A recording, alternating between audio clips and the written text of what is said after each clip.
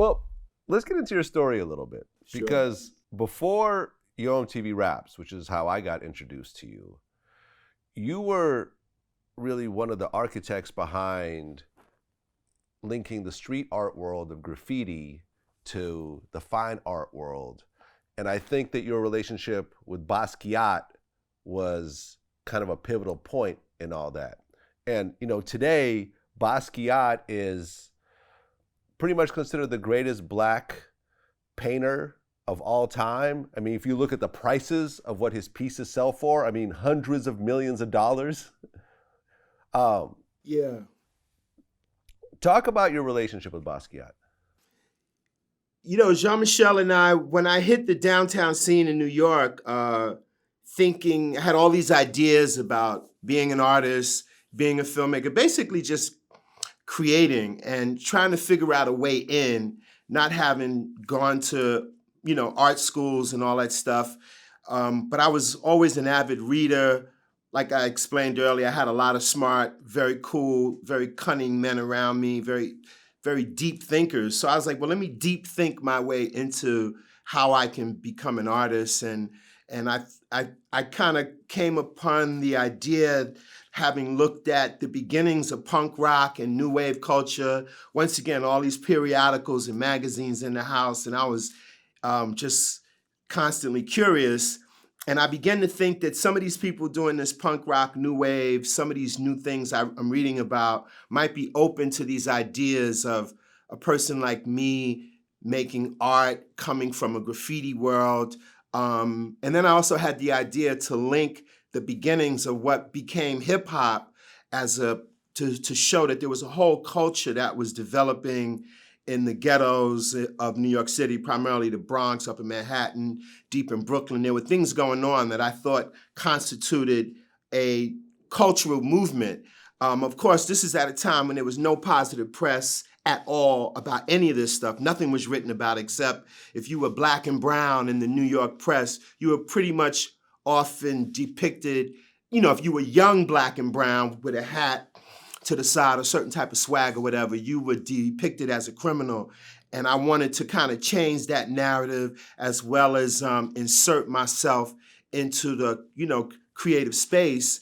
And my idea was, if I can connect with some of these new wave punk rock people that seem to have these really wild, radical, revolutionary ideas, I might can get an audience with some people that might feel me.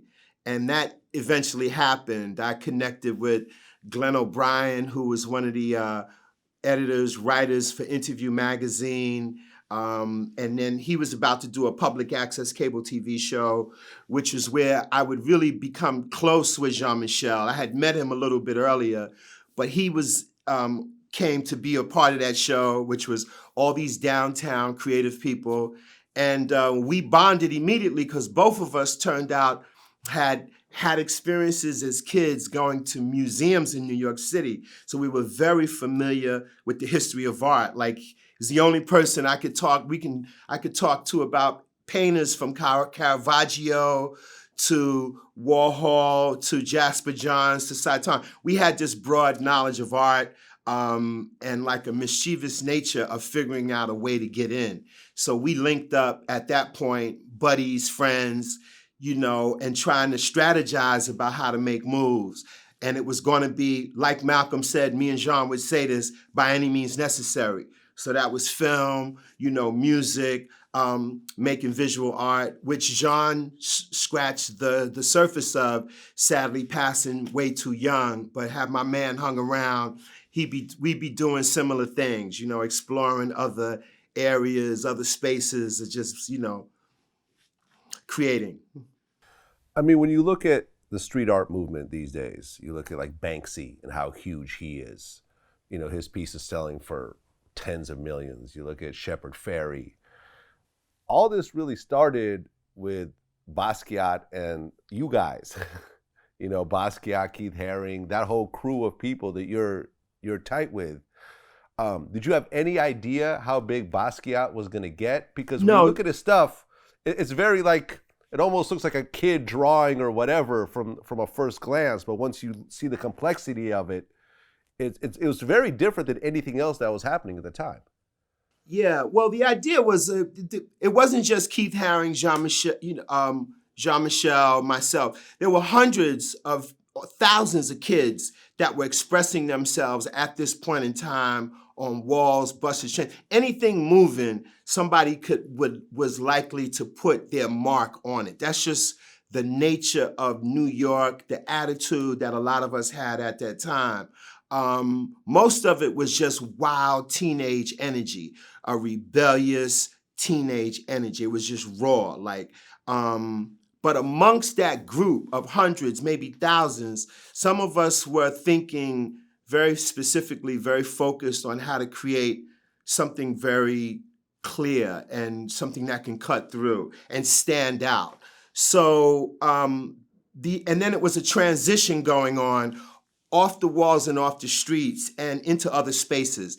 And that was where we coincided, that group of us that ended up downtown, which included Jean-Michel, Keith Haring, Futura 2000, Lee Quinones, Crash Days, a lot of the people that were featured in my film Wild Style, which was also a idea that I had at that time to show that these things are all one, which they actually didn't really exist as such, but it was to create a platform and to change the narrative of how you looked at young Black and brown people in these streets of New York City, that we were above and beyond with the broad brush that we had been painted with. So so out of that, and understanding some of the art history context of how to put yourself in the right place, Jean just had incredible skills and a unique style that connected with movers and shakers at that time that were understanding what we were doing and where we were coming from. In fact, it was me and Lee Quinones that had the first exhibit as individual artists, and our first exhibit was in a gallery in Rome, Italy. And that really helped set things off because the word of that reverberated back to other cats. And they was just like, wait a minute, how did these dudes pull that off? Like, what's going on? And so when we then later connected and we kind of became like a little family of exchanging ideas and turning other artists on to people that were open to giving us exhibits. People like Fashion Moda in the Bronx. Then it was the Fun Gallery in the East Village that gave all of us our first solo shows. Myself, Keith Haring, Kenny, Jean-Michel, we all did solo shows there.